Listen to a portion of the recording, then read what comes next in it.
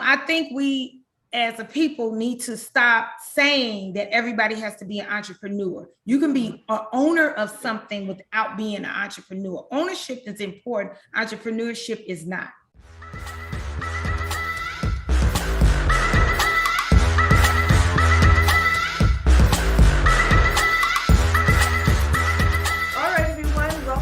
Another episode of the Lady Trucking CEO podcast. I am so excited to have another wonderful guest here with us today, Miss Kameel Gaines. Kameel, how are you today? I'm doing great, Thanks for asking. How you doing? I'm doing well. God is good. I cannot complain at all. Yes. So can you go ahead and introduce yourself to everyone? Tell us who you are and what you do. Okay, I am Kameel. I'm owner at Rig on Wheels Broker and Recruitment Services for 12 years now. So like my name says, we recruit drivers. We're now doing brokerage, and I do quite a bit of retention consultation for the small and medium-sized carriers. Wow, 12 years is quite a bit of time to have been doing what you're doing. Can you tell us some of the things, what are some of the things that are that have changed over the years, like from when you first got started to like how things are going now? The first thing is somebody was asking me that wee hours in the morning because I was on the phone discussing retention with some YRC drivers. And as you know, they drive nights. So in order for me to really get a lot of research and ask questions, I do it when the drivers are available, right? Right. One of the biggest things is the drivers have changed. Okay. Drivers have changed, and for lack of better words, sometimes the carriers have changed, but not always in a positive way. In other ways, they're staying stagnant. Okay. So what does that mean? The stagnant or the drivers change? Both. Okay. So drivers now are different, right? It was before drivers in their minds would just stay in the industry or even on a job to 20, 30 years, just like I was talking about the YRC drivers, right? That's the way drivers were. Now it's not as much like that, and it's just more in our industry. So when we think about other industries, people are not staying on jobs for 10, 20, 30 years anymore. Those days are gone, right? Yeah. So for a driver years ago that would have stayed on a job for 15 years, that's 30 years in other industries. Okay. So now the driver that may have stayed 10 years is decreasing. So you go off of things in society, right? Drivers don't want to be on the road the entire time. If so, what type of benefits are you giving them? And I'm not talking about healthcare. Right. Okay. That part of it. The carriers have changed in the fact that some carriers are coming into the industry and have no idea about the industry. Okay. Truck driving is a definite niche. It's a niche within the logistics industry, to be honest with you. So a lot there has changed. I'm seeing that over the years that you have carriers that are just going to buy trucks. They might not buy just one truck. It can be several trucks like a fleet, but they're not educating themselves on the industry, not interested in doing it. This is not a industry you just jump in and let's see what happens. That is the overhead is very, very high. And then I have carriers that refuse to change. Okay. So I'm seeing that technology is really ramping up in our industry, right? And they're refusing to change. i.e., it's making the driver shortage. The driver shortage. So it's not really a shortage. It's just. I think it is a shortage, but I did a blog. My first blog actually was surrounding this, and I did other interviews about it as well. So it is a driver shortage, but it's a word that we've been just throwing around. Right. The driver shortage is connected to retention. We're able Okay. to retain, and I'm not just talking about retaining the drivers in the carrier within the company. Right. We're not able to retain the drivers within the The industry. industry. That's where the issue is. So of course, then definitely it's a driver shortage, Right. but Yeah. it's Because not the way that we've been overusing the term. right. Now So there's some things, it's not yeah, necessarily for a lack of people who are able and capable of driving. It's a matter of keeping companies them. and carriers being able to keep them. Absolutely. Okay. Yes, it's a Wow. lot of drivers, but it's keeping them in the industry. Mm, mm. That's the first thing. Keeping them at your company is the Mhm. second thing. Keeping Okay. them engaged in the industry is the number one And that's so important focus. because like we can't do anything without the drive, like without the drivers. We don't have an industry. If there were no truck drivers, there would be no trucking industry. That's something I talk about quite often. The most My goodness. important part of a truck driving company, whether you own trucks or whether you're a brokerage and recruitment agency, dispatching, whatever you are, right? Mm, You're in the trucking mm. industry. If you're an accountant that does taxes for truckers, guess what? You are a trucking company. Yes, absolutely. We would not have our businesses without the drivers. Yes, that is a fact. That is a fact. So how did you get into this particular part of the industry? Let's go back a little bit into like, okay, so When I began. yes. So let's go with when you first got into the trucking industry, how did you get into this? Like, Well, to be I've where you always are been today. my entire career. Mhm. I've always been in sales and account management. And if you're Mm. not familiar with those terms, like account management is like retention. Right. So Okay. not only was I responsible for bringing in whatever it was to sell, Mhm. whether it was recruiting a job or selling a product, it was also about retention. So I Okay. had to develop retention strategies for certain companies and all of that. So that's So how that happened. and that was outside of trucking. That was So outside just of in trucking business years general. ago. Okay. So prior to 2010. Okay. Okay. Okay. So that's the knowledge that I brought into Hmm. the industry. But so basically, then being laid off Hmm. prior to 2010, being laid off and deciding what I was going to do. I knew I wanted to get back into recruiting, the HR side of things, and it led me into the industry. Start working with someone else and realize that her ethics and things like that just really didn't align with what I had going on Mm. and what I wanted and what I believed.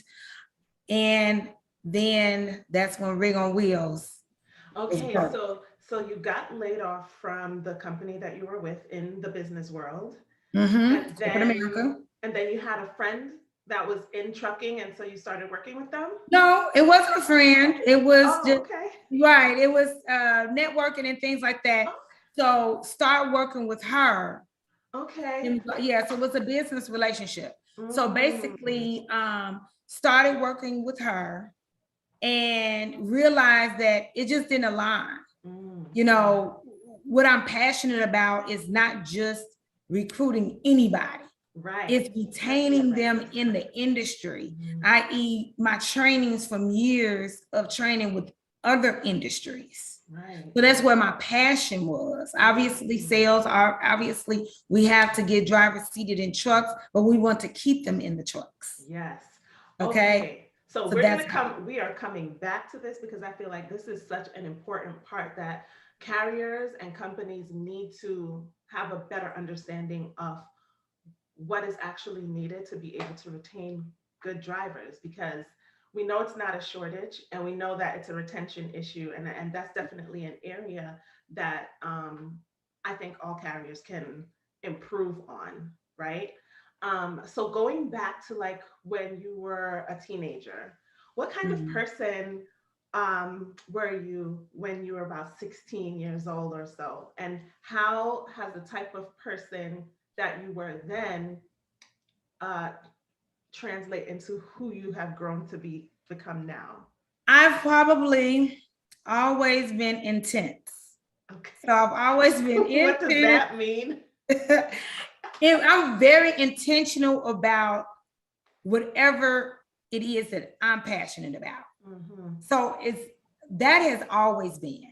I've never understood people. If this is what you're passionate about, I've never understood it being where you risk it all in order to do that. Mm. So that's what it's been. So over the years, it's just, I guess, forming me into who I am. Some parts of it being a less intense, just as age and maturity, and then other parts finding out more of what my passion is and being intentional with it. Okay.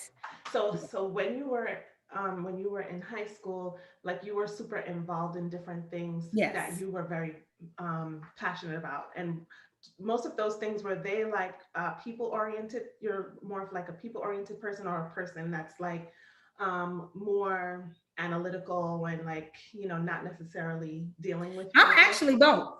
Okay. So I'm actually both because I do think you have to be calculating in whatever it is. So that's my intention. So I'm not just going to yes, I believe in entrepreneurship. I believe in risking it all, but I believe in a calculated risk. Okay. Right. So I'm not just going to jump out there. I don't do things like that. So I'm very deliberate in what I do. So it's actually both. So for someone who might be listening and they're thinking of, oh yeah, the trucking industry, this sounds great. I want to get into it. This, is something that I'm passionate about because I know that is something that is needed every day. What would you say are like three things that before you take that step, here are three things that you need to calculate and you need to take a serious look at before just jumping into entrepreneurship in the trucking industry? I think just jumping into entrepreneurship, period. Yes, Okay. I think we as a people need to stop saying that everybody has to be an entrepreneur. You can be an owner of something without being an entrepreneur. Ownership is important. Entrepreneurship is not. Somebody has to work for somebody. Kameel, say that again. Right. So because wait, no, we're not just yes. gonna see past that because that's important.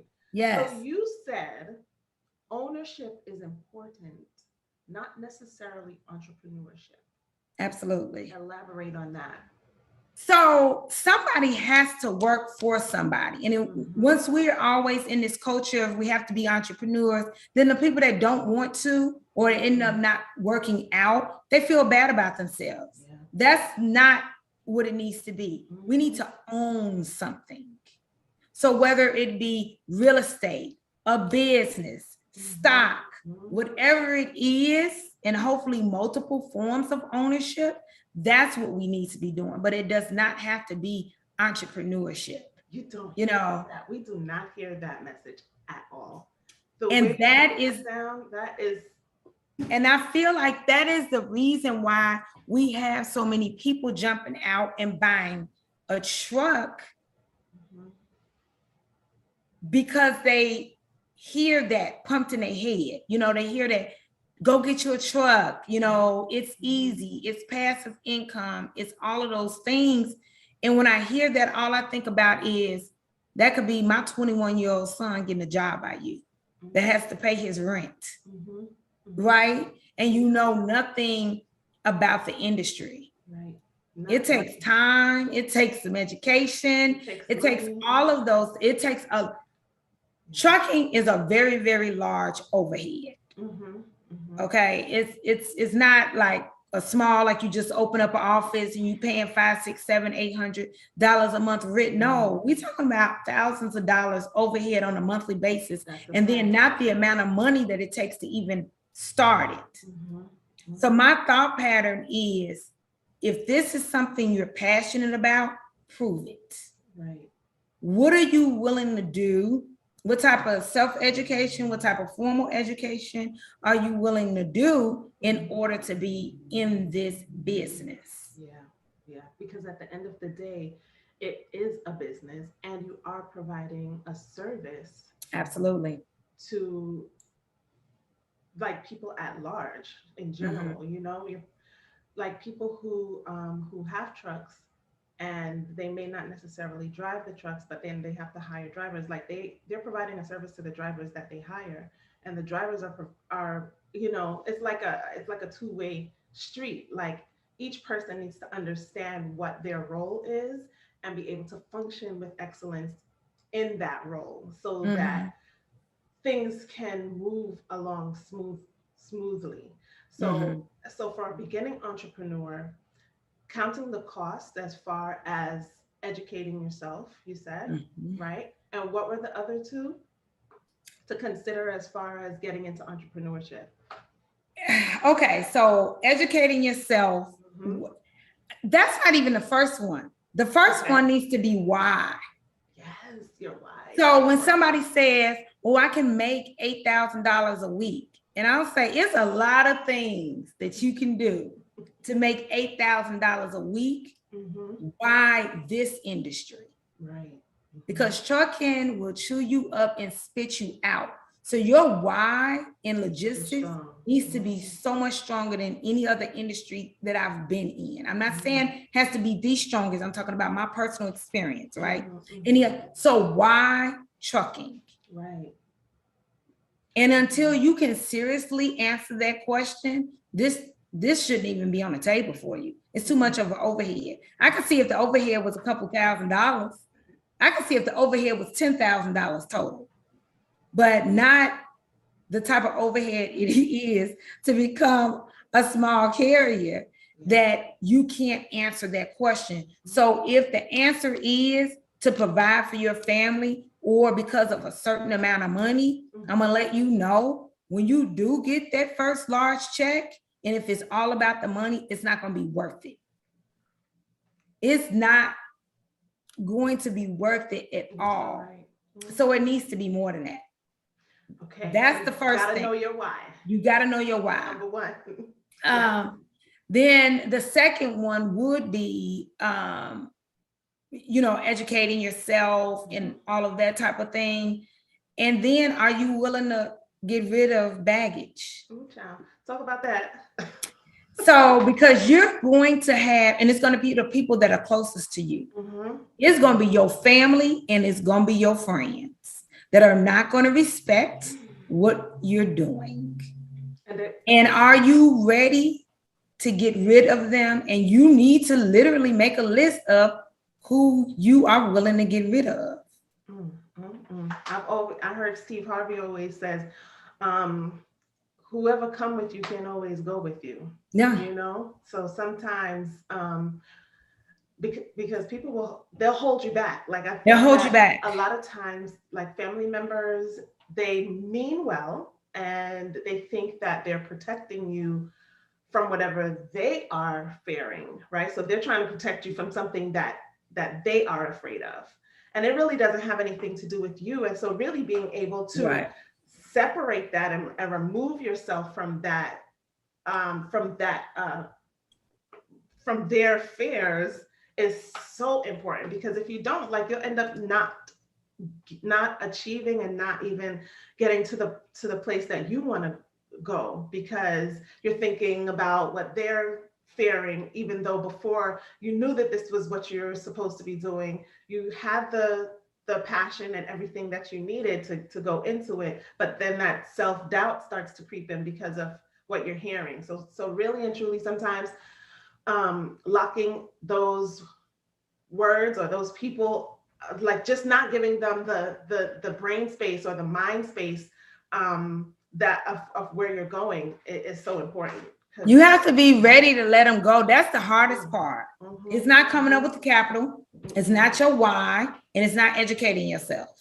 It's Letting going to them be, say, are you ready to rid yourself? I don't mean distance, but I mm-hmm, mean literally rid yourself of those family and friends. mm. Period. That is tough. That's that right there is a tough one, because you know, we love our family, we love our friends, and then we're also creatures of habit. So like, you Mm-hmm. know, um, but we have to really understand that we are in the process of becoming who we are supposed to be, right?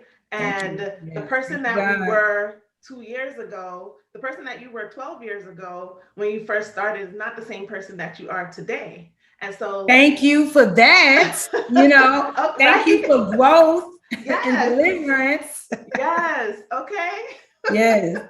And even last year, like we're not the same people that we were this time last year. We've grown, we've experienced things, we've gone through things, we've learned things that have changed our perspective and changed our viewpoint. And so really being flexible and being able to embrace the new things that we're learning and the and really aspire towards that person that we're becoming, Yeah. because we're not going to solve the problems that need to be solved as the same person that created those problems. Yeah. Right? So that part right there is so important. Being able to separate yourself and really let go of those baggages is yeah. Wow. Yep. So So that's that one right there, and that's the hardest one. And even though, like I was saying earlier, I'm intense. Okay, I've mhm. always been intense. So in my Virgo mind, I think, You're a Virgo. When's your birthday? I'm a Virgo too. okay, and we got the same name, Yeah. September 5th. Oh, September September 5th. 18th. Okay, Okay. Virgo. Shout out to all the Yes. Virgos. So yes, I've always been intense. So in my Virgo mind, like I was saying, oh, Kameel, that wouldn't be an issue. You'll be able to get rid of that person. Until that time comes. Yeah.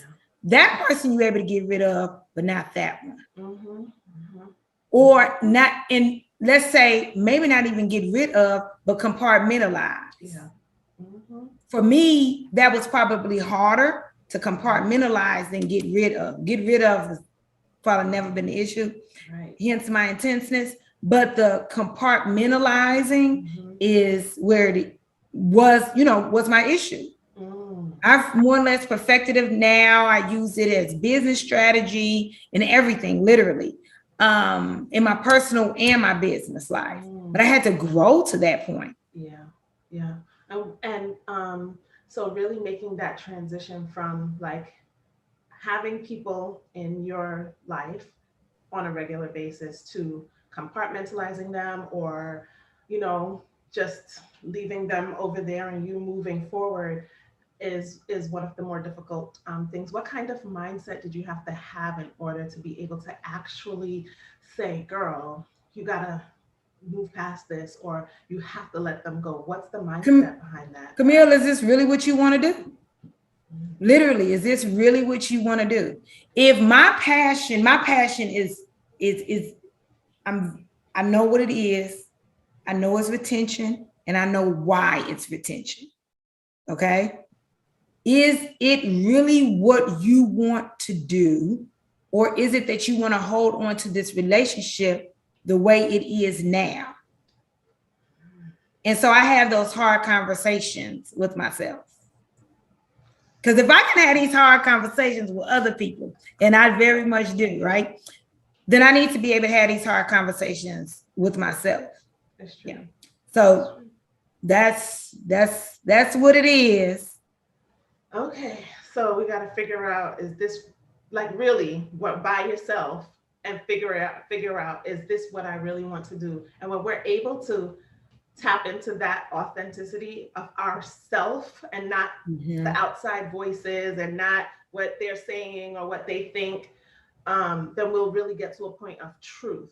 Right. And then we can walk in our truth and serve in our truth, and move forward in truth without feeling as if we have to be something that we're not. Yeah. Yeah. Wow. So now, as far as retention, right, and being able to serve the drivers in a way that is acceptable to them, right? What are some things that companies or carriers can do to, like, what's missing? Like, what are we missing? Because I feel like there's a disconnect. Like, people have one thing in their minds as far as what they think drivers want, or what they think will work for drivers. Oh, if I offer more money, or if I offer, whatever. And then there's still the problem. So what are we missing? This is the only, and I spoke at a conference and a seminar, and I said the same thing. This is the only industry that I've ever worked in where your most important capital is not appreciated. You remember that whole thing when somebody told LeBron, shut up and dribble? Yes. So this industry feels like shut up and hold the wheel. Okay. So that upsets me on a whole nother level, right? Yeah. Another level. So that is what's missing. Yeah. They feel, and not just the carriers, the industry, the world, right? That's true. You're right. Feels, so what? What's the big deal? Just make sure my food is on the shelf when I get in that store. Exactly. So we're upset about all of these things, but it's a driver that makes all of that happen. I don't care if your table came in on a ship. I don't care if your hair extensions came in on that airplane. I don't care what and how. For it to come from those in the rail yard, for it to come from those things to your table, to your shelves, to your businesses, to your hairdresser, it had to be brought by a truck driver. 100%. So we forget that. We forget that all of that. Every single thing. This is something that I've said it on so many different episodes and people that I've spoken to. Every single thing that we look at, every single thing that we put on our skin, that we wear, that we put in our backyards, even the trees, the plants, the shrubs, all of that stuff has been on a truck. We're upset about all of these things, but it's a driver that makes all of that happen. I don't care if your table came in on a ship. I don't care if your hair extensions came in on that airplane. I don't care what and how. For it to come from those in the rail yard, for it to come from those things to your table, to your shelves, to your businesses, to your hairdresser, it had to be brought by a truck driver. 100%. So we forget that. We forget that all of that. Every single thing. This is something that I've said it on so many different episodes and people that I've spoken to.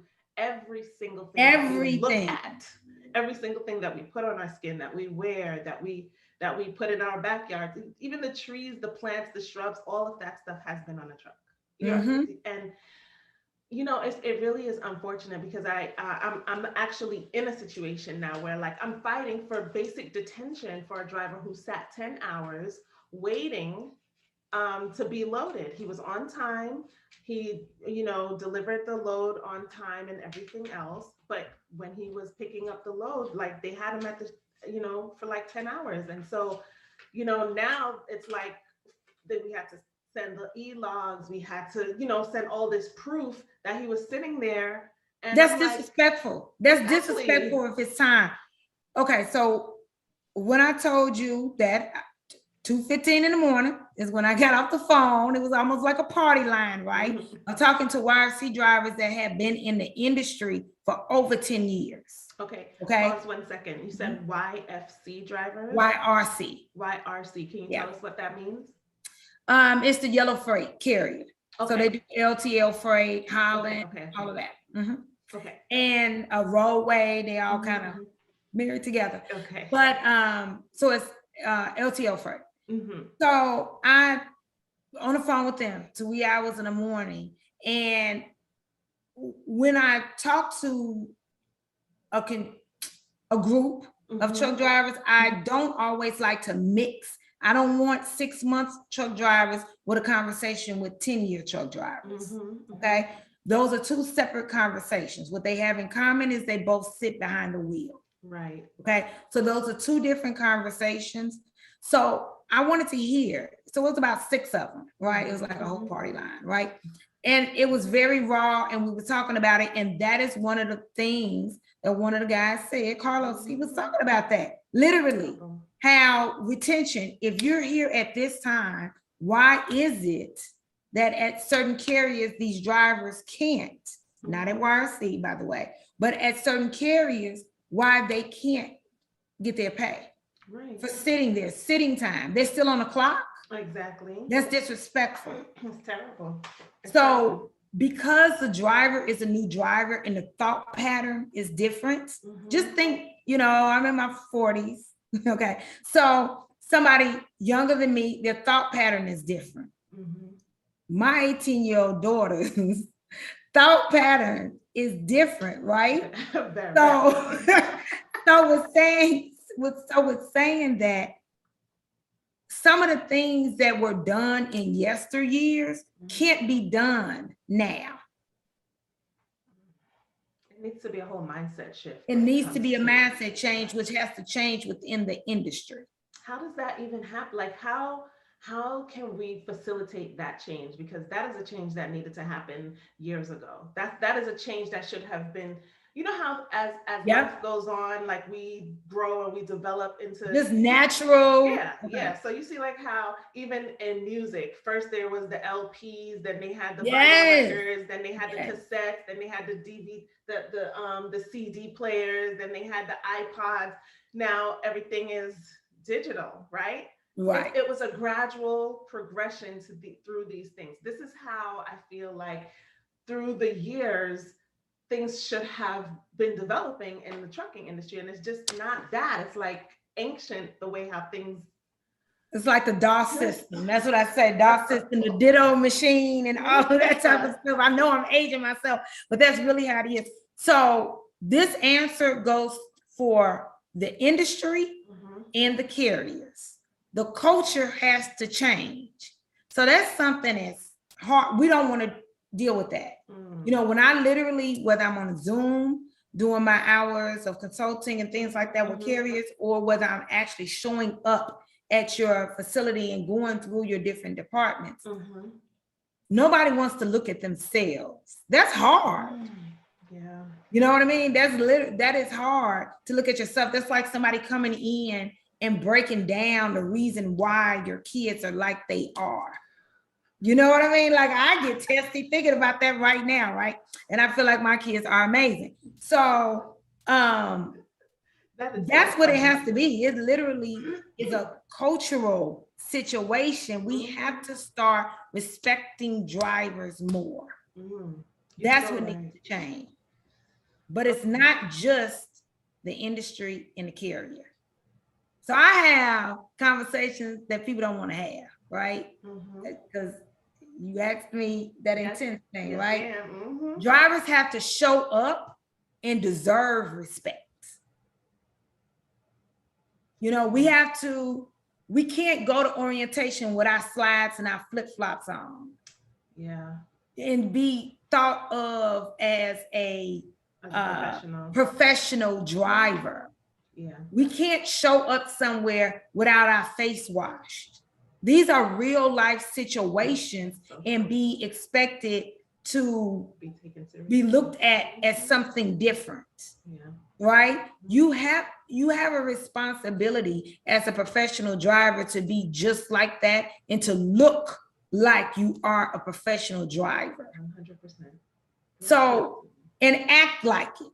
You know what I mean? Like some of issues with shortage is because we are having drivers that are not, your CDL is gold. It's more important than your credit score, than any of this. Literally is your livelihood, and you did not even have to graduate from the 8th grade to have it. Wow. And you can make an honest living for your family. I'm just not talking about a living, but you can make it's an honest, respectable job, an essential job, right? Because there's a lot of jobs you make some money in, but it's not, it might be legal, but it's not respectable, right? Okay. So that is part, so I don't just do retention stuff when it comes to the carriers. I also partner with the truck drivers, and we go through a program, because at first it started out with newer drivers that are coming out of school and things like that.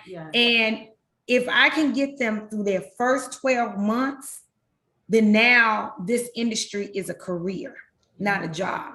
Okay. Then after that, I realized drivers still need support because I got a host of friends and all of that type of stuff. And I found myself still supporting with different things in it. Right. So those are the ways that we make changes. And it's the hardest changes because they're behavior changes. Yeah. That's the first thing. Those are the hardest changes to make. The other changes that people talk about when it comes to pay, the detention, all of that, if the behavior or the mindset of what a driver is changes, then you wouldn't have to beg for that driver to get paid for running out his clock, right? Running out his clock, sitting at that receiver. Stop playing. If their mindset, if that shipper's mindset was different, what you just said about the detention issue would not be an issue. So if that's the foundation right there. If we're changing mindsets or support, right? Because it's easy to fall back into what you know. Oh, yeah. Okay, because what you know has been working, it might be pieced together, but it's been working, right? But I hate that COVID happened. Okay. But what COVID did, it made the world stop and made the world think. And it made the industry explode from the inside.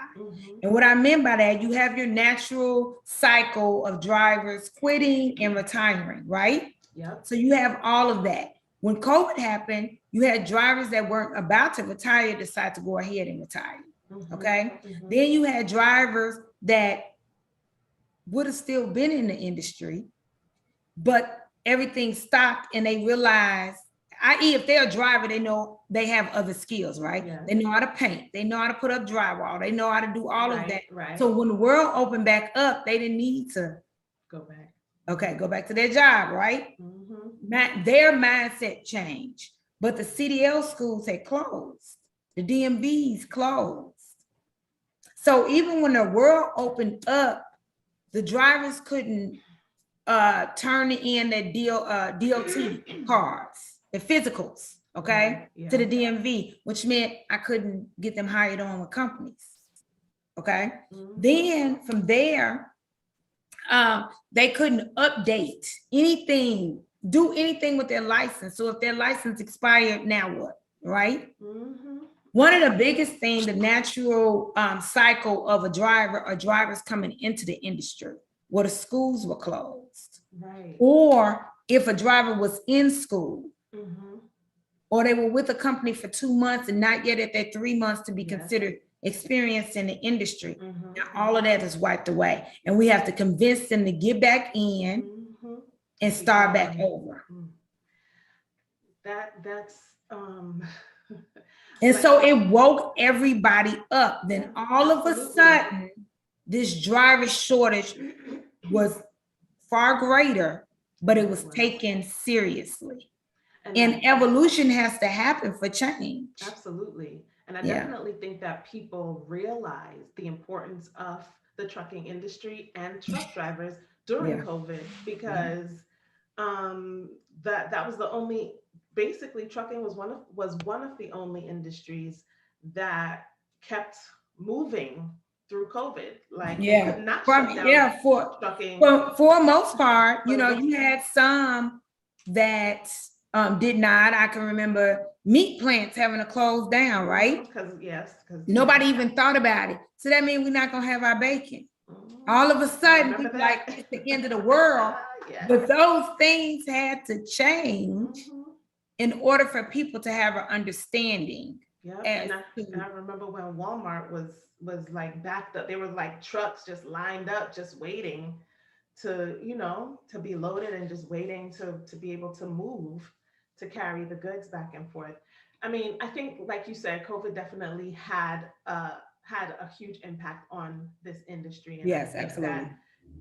It definitely woke society up, you know, because there's like, it's almost like not enough. I don't know what else it's gonna take, because like I feel like COVID was such a huge eye opener for everyone, but at the same time, you know how we quick to forget stuff. We're So real quick to forget. you know, We're real quick to forget. But I'm there to let everybody know with my intensity and all of my colorful words, because we real quick to forget. And no, I'm not forgetting. Exactly.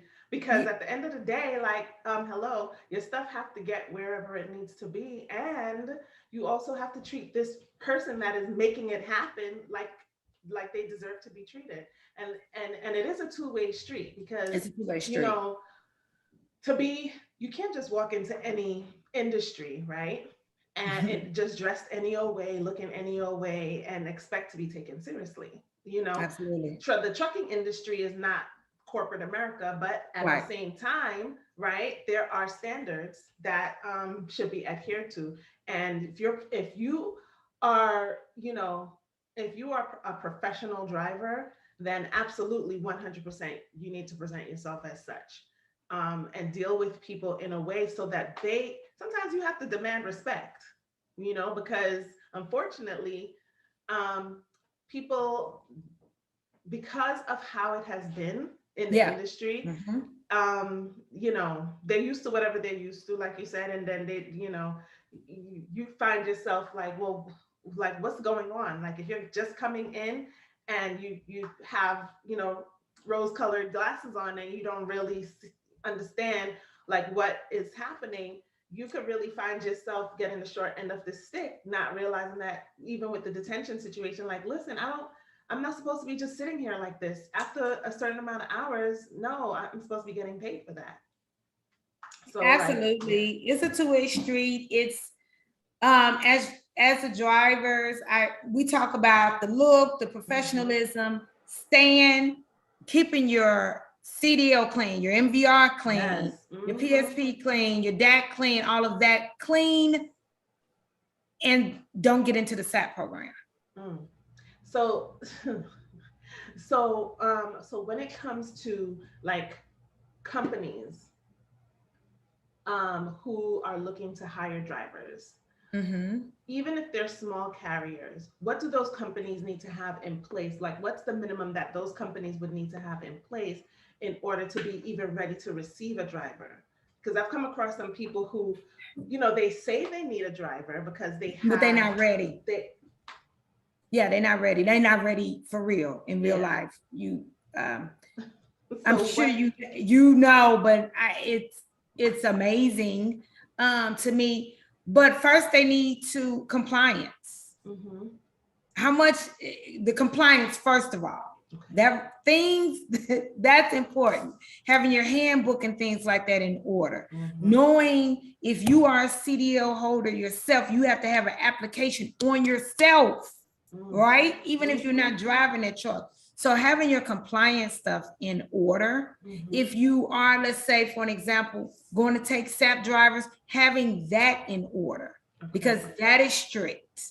It can be done. It's not hard. It's once you learn how to deal with the SAP program. So having those things in order, actually writing down, and this is what I help drivers with, writing down the different departments that they need. Now they're a small business. I'm a small business. So it's not necessarily we can hire an entire department to handle all of these things, right? So you might have to outsource, but know that you're going to need the money in order to outsource those things. Right. Okay. So let's not go and get the truck, get the insurance, get all of this stuff. And then when it comes to recruiting the driver, you don't have the funds available.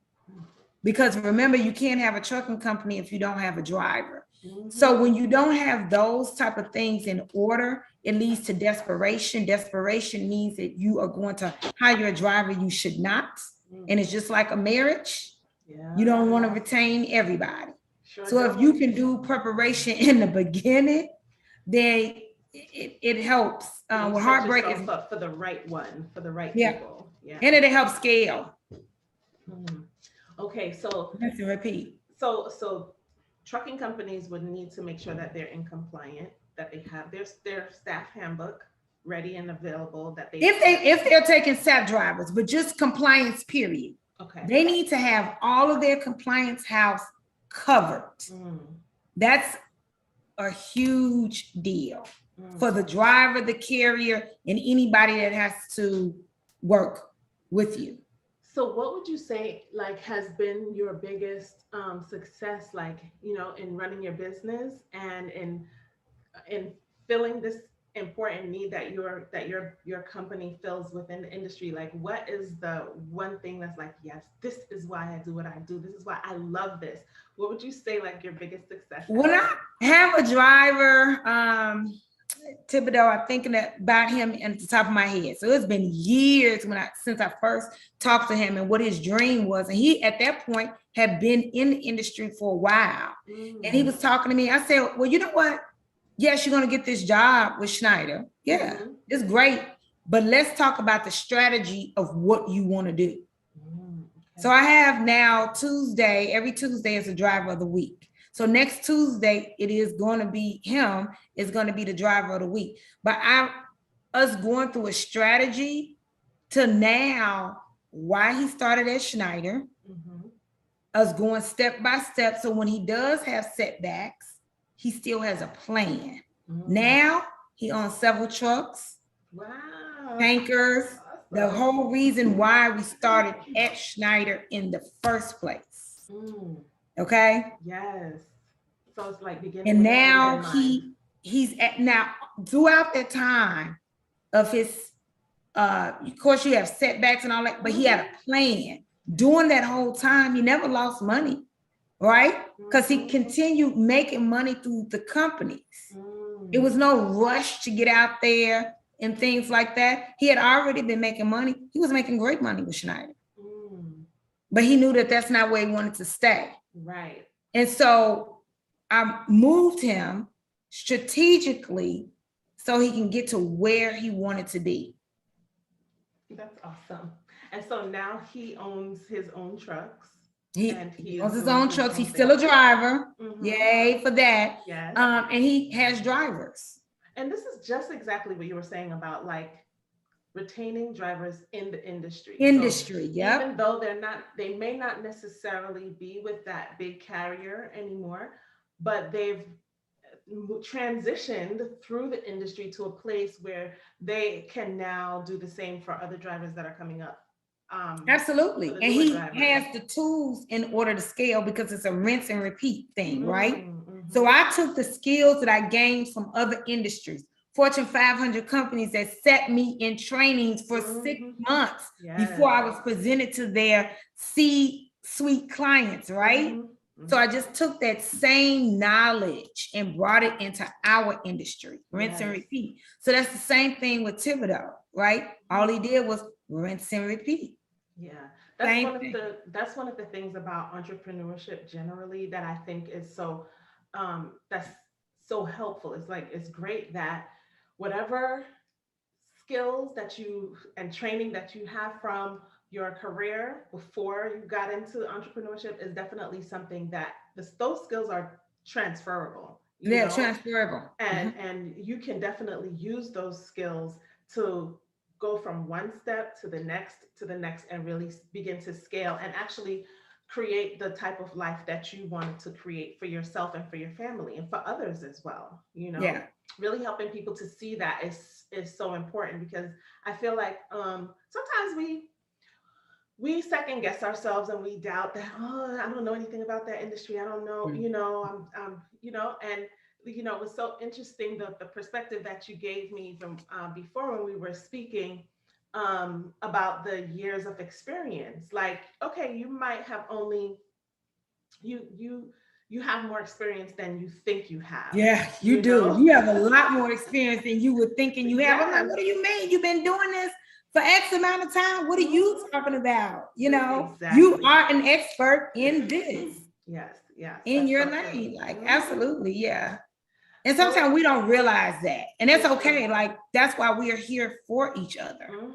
To realize 100%. That. And that's one of the reasons why I even started this podcast, because I was just like, I know that there's a lot that I don't know. I have learned so much, but at the same time, there could be someone else that's like thinking about it, or, they're just kind of turning the ideas over in their head and maybe something that they hear, at any given time, they'll be like, oh, that makes a lot of sense. And that gives them the courage to be able to face themselves, which is something that, we spoke about is so hard to do, or will give them the courage to even just take that step to say, you know what, this is something that I'm passionate about, and I'm gonna go for it because, Mhm.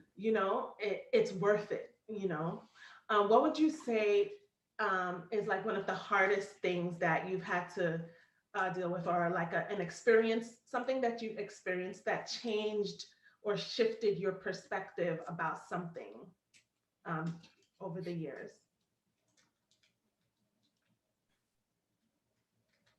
It probably made me more compassionate. I have a elderly mom that, I Mhm. mean, she's in good health, but she'll be 80, next Ooh, month, you yes. know. So just seeing the natural aging, the beautiful aging process, right? Mhm, But mhm. just the natural aging process. So that just makes me be more compassionate about people. Yeah. I think that is, I'm trying to reflect that. That's my biggest thing. Mhm, That's huge. That's huge for me. Um, that's that's huge. Yeah. yeah. Yeah. Um, Definitely, like just the fragility of life, Yeah. and understanding that in the continuum of time, we're here Mm. like this long. Yeah. You know Yes. what I Yeah. mean?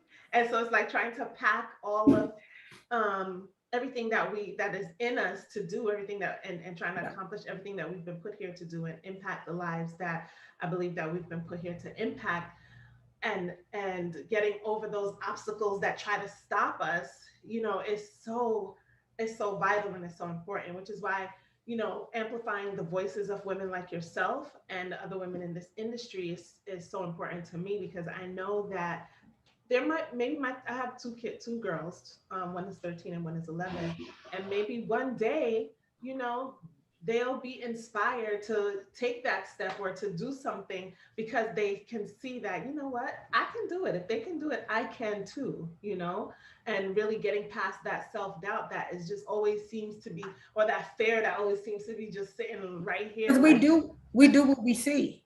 You exactly. know that, and I know that drives me to know that even when my kids are being the kids of today, that they do what they see. They're going to do what they see. Yes. So failure is not an option. Mhm. Pushing through, reminding myself of why this was Mhm. important. So Mhm. days when, you know, it's Yeah. just It's like, everything is yes. going awry, you know, just Mhm. being able to push through. Yeah, it's so important. It's so true because, like you said, the kids will do what they see. There's so many. So my kids, I've been homeschooling them for the past 2 years, and Yeah. I said to them sometime last year, I said, "Why y'all act like that? Like whoever y'all been hanging around, y'all need to not hang around that person Right. anymore." They both looked at me like, Right. That's "Mom, what I we've been said. home. We've been home with I'm you the like, whole who time." is raising y'all? Just who is this person? I know. Because I do not feel like this is what I'm doing. Oh, I'm glad it's not just me, because Uh-uh. baby, like, oh my gosh, wait, God got a sense of humor because I don't know. Parenting is a whole different ball game, but like you said, like really being that example, and really showing them that, like, look, life will throw stuff at you, but you have to keep going. And yes, sometimes it gets ugly, and yes, sometimes you feel fear, but that doesn't mean that you stop, you know? And like really helping people. Like I love what you said when about the driver, and like really helping him through the process, because that's what life is. Like it's literally a process where we Yeah. start somewhere, but not just starting and staying there, but having a plan that that'll help you to get to where you actually want to be. Yes. um, so, Kameel, I am so grateful for all of the gems that you dropped. Can you just leave a word of encouragement with everyone? Like, if there's one thing that, if there's someone that might be considering, getting into trucking, or needing a mindset reset around drivers, what would you want to say to them? The first thing is, if this is the career you want, we welcome you. I welcome you. That'll be so amazing. But failure is not an option. So we want to say, is this really what you want to do? And just know that this is your plan A, B, and C. Because within this industry can be your plan A, B, and C. So what are you willing to do? What are you willing to do to make this industry be for you?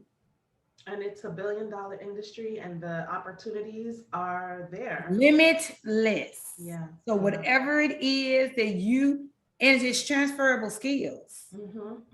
What has been a game changer for you? Like, yes, it's a game changer.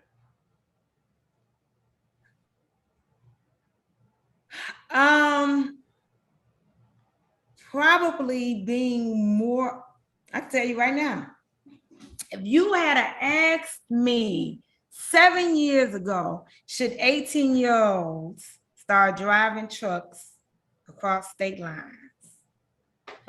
The words I would have said are not in the Bible. Ooh, child.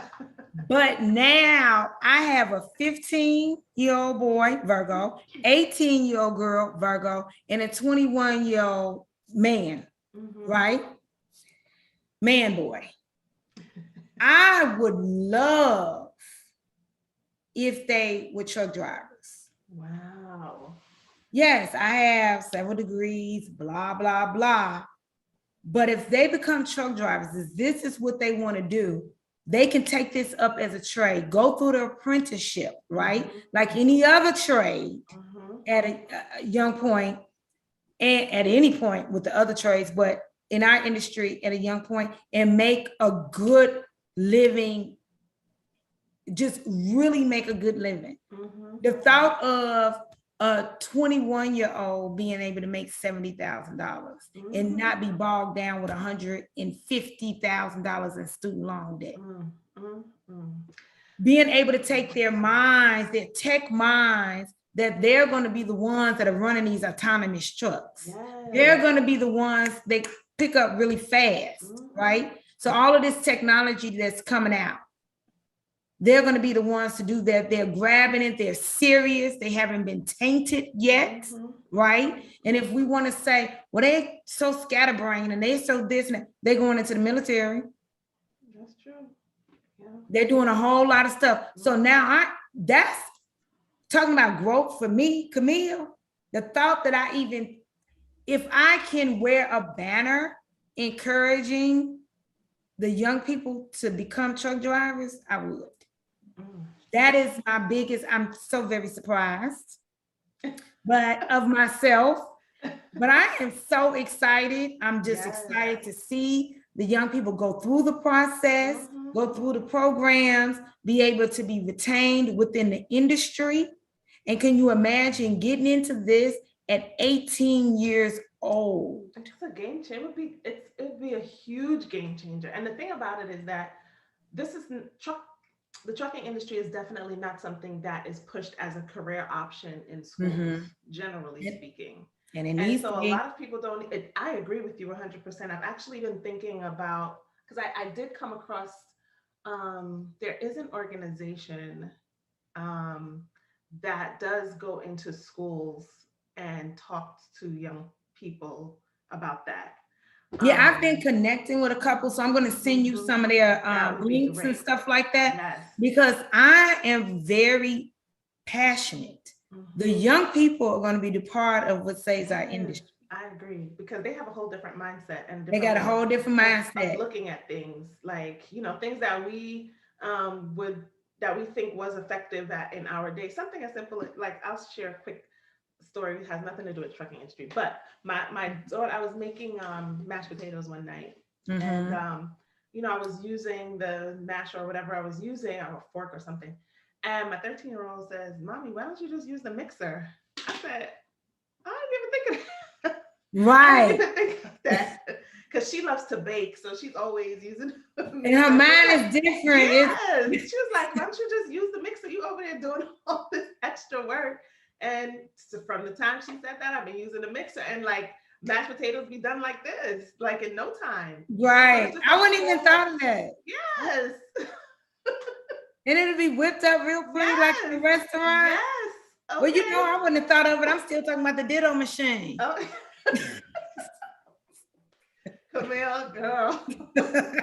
So that's what I remember about back in the day. So, you know, I'm gonna have to do that. Yes. Yes. So, tell your daughter thank you. I surely will. I'll tell her she Yeah, I hear like a gourmet cook, girl. She loves to listen.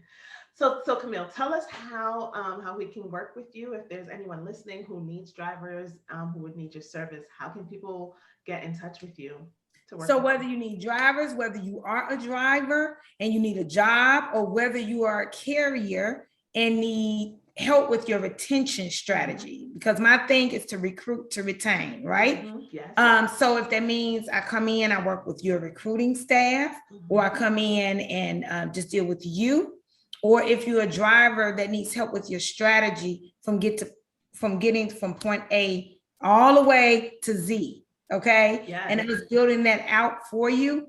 First, my telephone number, our main number is 281-968-3100, 281-968-3100. My extension is 1.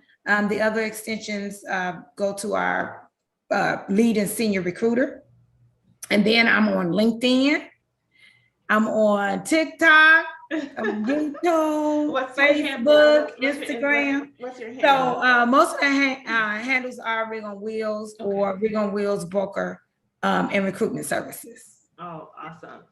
Kameel Gaines, everybody. Kameel, thank you so much. Thank for taking the time Thank to talk you. with me today. This has been very rich and so informative. And I just hope that, you know, people walk away from hearing this conversation with a new respect for the truck drivers and the importance of retention not just at a particular carrier or company, but literally in the industry, because there is no trucking industry without the drivers. That's just not one. And just to let you know, that telephone number, you can text that as well. It comes directly to me. It won't go to any of the other recruiters. Awesome. Yes, but no, this industry will not be anything without a driver. No. That's right. So thank you everyone for listening to the Lady Trucking CEO podcast. You can find us on Spotify, Google Podcasts, and anywhere podcasts are heard. You can also like and subscribe to us here on YouTube. And we look forward to speaking with you guys next time. Thanks again, Kameel. Thank you for having me. Take care. Bye-bye.